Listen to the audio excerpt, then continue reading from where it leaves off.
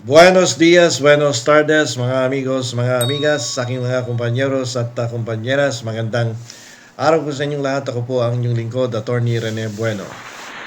Ngayon pong buwan ng Abril, ang dami po natin nasaksiyan na mga pangyayari sa ating bansa. Unang-una na dito, ang pinakamabenta, itong impeachment proceedings dyan sa House of Representatives, na kung saan parang naging legal war, no?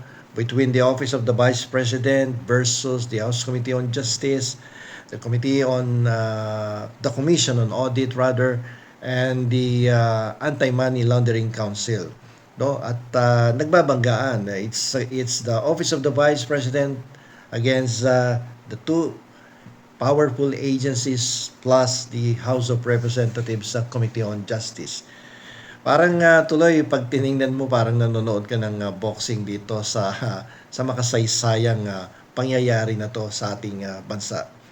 Kung isipin niyo po parang yung isang nasa sulok ay yung mga dokumento ng Anti-Money Laundering Council, mga dokumento ng Commission on Audit, at yung makikita mo naman doon sa kabilang sulok naman ay yung matapang na depensa ng ating Vice Presidente na si Sara Duterte.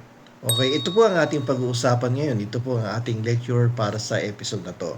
At pag-usapan po natin kung paano ba lumalaban si Vice President Sara Duterte sa batas at sa hustisya.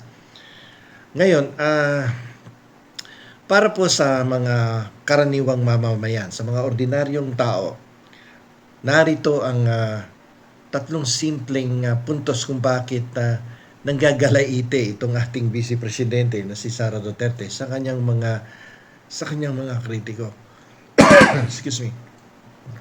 Ayon po kay Vice President Sara, ang mga argumento po nitong si former Senator Sani Trillanes laban sa kanya ay mga recycled na kwento na to eh. Ayon sa Vice President, ilang taon na daw tong sinasabi ni Sani Trillanes. So, sa simpleng batas, naniniwala si Vice Presidente na ang mga paratang ni Trillanes sa kanya ay parang sirang plaka, paulit-ulit lang daw, no, na wala naman daw matibay na ebidensya laban sa kanya. Yun ang sabi niya. Ito daw ay mga lumang issue na wala namang napatunayan sa loob ng 10 taon. So, kasi 2016 pa to inumpisa ni Trillanes eh. Ang legal na banat niya o sandata niya dito ay ang harassment. As usual, harassment. Sinasabi niya na ang layunin ng mga ito ay hindi para makamit ang hustisya, kundi para lamang sirain ang kanyang pangalan sa publiko. Dahil unang-una, madalas sabihin ni Vice President Sara Duterte na siya ay tatakbong presidente, kaya ganito na siya ay palaging pinag-iinitan at sinisiraan dahil lagi nga naman daw siyang number 1 sa survey. Okay? So, itong tungkol sa bangko niya, no, yung kanyang lihim na bangko. Ang sabi po kasi dito ni Vice President Sara ay paano niyo nalaman ng bangko ko? Di ba illegal yan? So, sa simpleng batas sa Pilipinas, ang bank account ay parang diary yan. No? Bawal basahin ng iba ng walang pahintulot ng may-ari o ng korte. Dahil meron tayo itong tinatawag na bank secrecy law. So, yun ang pinapalutang ni Sara Duterte. Paano niyo nakuha yung record niya sa bangko? Kino-question niya ngayon yung Anti-Money Laundering Council at si Trillanes. Kung totoo man ang mga dokumentong yan, paano niyo nakuha? Kung nakuha ito sa parang leak o nakaw, maaari niya sabihin na hindi ito dapat tanggapin sa korte. So, sa kanya, ito yung tinatawag na the fruit of the poisonous tree. Kung maalala nyo, madalas kong i-discuss itong fruit of the poisonous tree. Kasi kung yung pamamaraan ng pagkuha sa isang dokumento ay hindi dumaan sa tamang proseso, kumbaga kinupit mo lang yung dokumento, kaya may nagbigay sa'yo without going through the legal process, fruit of the poisonous tree nga naman yon. Okay?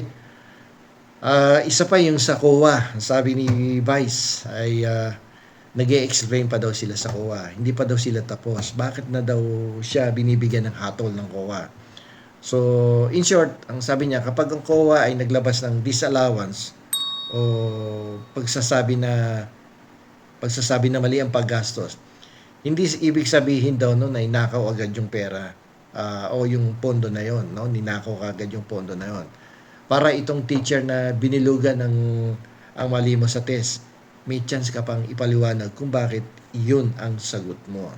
Okay? So, para sa kanya, agrabyado siya dito. Parang pinagtutulungan siya ng COA, ng Anti-Money Laundering Council, ng House Committee on Justice, at even the Executive Department. Parang yun ang kanyang gustong palutangin dito.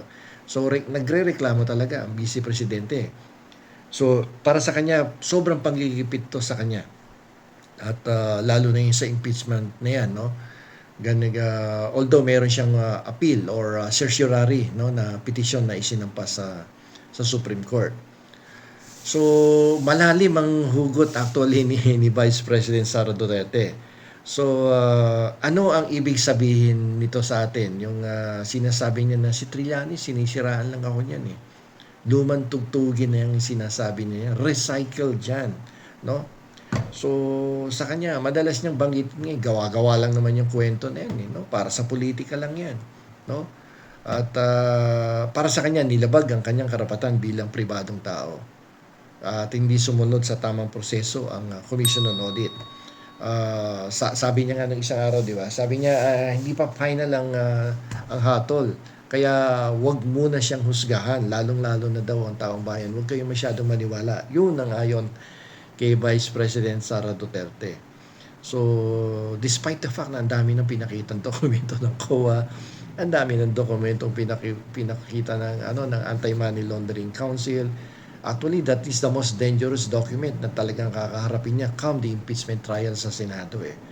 So, sa dulo ng lahat ng ingay na ito, laban kay Sara Duterte, tandaan po natin, ang batas ay hindi lamang tungkol sa kung ano ang totoo, kundi kung ano ang mapapatunayan gamit ang tamang proseso.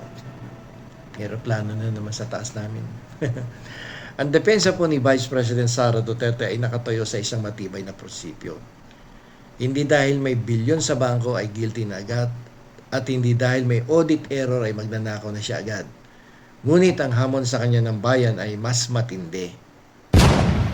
Diba? So, sa gitna ng dambuhalang discrepancy na ito, sapat na ba yung pinakikita niyang galit, no? At yung sinasabi niyang may mga technicalities para maibalik ang tiwala ng mga Pilipino. Alam niyo po yung katotohanan po ay hindi po matatagpuan sa taas ng boses yan. Yung pasigaw-sigaw, no? Padilat-dilat ng mata, no? Paggagalaiti, no? Alam niyo po ang hamon ng ating mga kababayan kay Vice President Sara Duterte ay mas matindi, no? Sa kabila ng lahat ng mga dokumentong ipinakita sa House Committee on Justice, diyan sa House of Representatives, kitang-kita naman kasi na may lumalabas na dokumento na hindi nag-comply si Sara Duterte dun sa SALN, at may nakitang malaking perang deposito doon sa bangko niya as presented by the Anti-Money Laundering Council. So dito, hindi dapat niya pinakikita o kaya ay hindi dapat ang kanyang kasagutan ay punong-puno ng galit, no? At manggagalaiti siya sa mga reporter at upang maibalik ang ang tiwala ng taong bayan sa kanya.